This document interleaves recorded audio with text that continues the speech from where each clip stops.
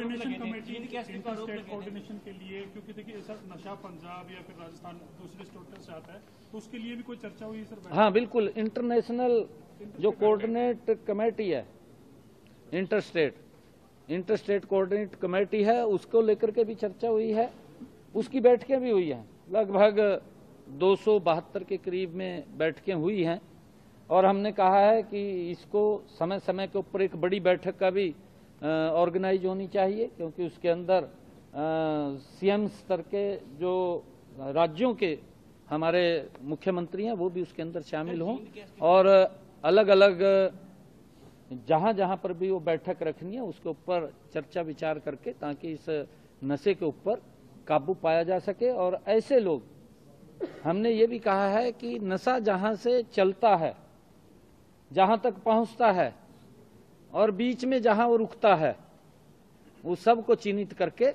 उसके खिलाफ सख्त कार्रवाई करें, ताकि युवाओं को इस बढ़ती हुई प्रवृत्ति से रोका जा सके, उनको बचाया जा सके। सीएम साहब, कल अरविंद केजरीवाल दिल्ली में जाट आरक्षण की बात कर रहे थे, आज उन पर पूर्वांचलियों का अपमान करने को लेकर के आरोप लगाया। किस तरीके से देख रहे हैं केजरीवाल के इन बयानों को चुनावी माहौल में? देखिए, क्योंकि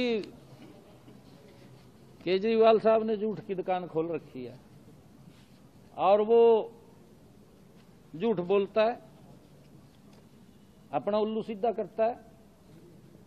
जो व्यक्ति ने ये संकल्प लिया था कि मैं प्रदेश के, दिल्ली के प्रदेश के लोगों की सेवा करूंगा, वो प्रदेश के लोग तो छूट गए, अपनी सेवा कर ली।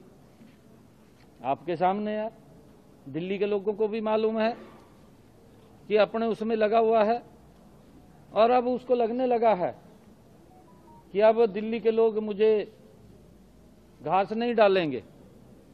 अब वो कभी कांग्रेस की तरफ देखता है जिसको गालियां देता था, उसकी तरफ देख रहा है कि मैं शायद उसके साथ मिलकर के कहीं ना कहीं दोबारा फिर सत्ता के अंदर आ जाऊं। परंतु जिस प्रकार का उनका शासनकाल रहा है, जो उन्होंने वायदे किए थे, एक भी वादे के ऊपर वो पूरा नहीं उतरा और उल्टा लोगों को प्रताड़ित किया। झूठे वायदे करके लोगों का वोट लेने का उसने काम किया, इससे अलग कुछ नहीं। अब लोग समझ चुके हैं। सर, जिस तरीके से लोकसभा चुनाव में इनका गठबंधन हुआ था, इंडिया गठबंधन, अब जो ये गठबंधन है वो दिल्ली चुनाव में बिखरा हुआ नजर आ रहा है। ममता बनर्जी कह रही है कि मेरा सपोर्ट अरविंद केजरीवाल को है, जबकि अखिलेश यादव कह रहे हैं कि मैं कांग्रेस को सपोर्ट करूंगा।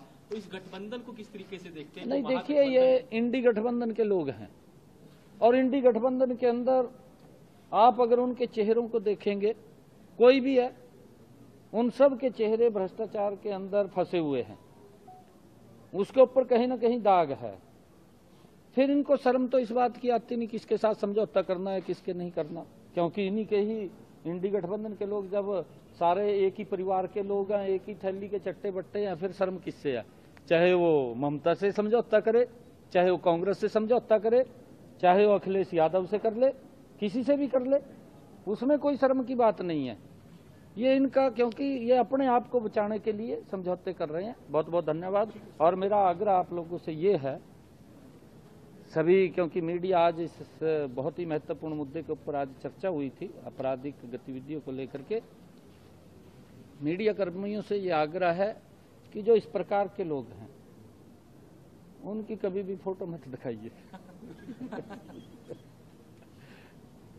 उससे आपको भी बचना चाहिए, ऐसे लोगों की फोटो मत दिखाइए, क्योंकि आजकल सोशल मीडिया के ऊपर हमारे नए नए युवा हैं, वो प्रभावित होते हैं, वो भी, क्योंकि रास्ता दिखता है उनको। सर, हमने उन युवाओं को बचाना है। सर, एसओपी जारी होने की बात हो रही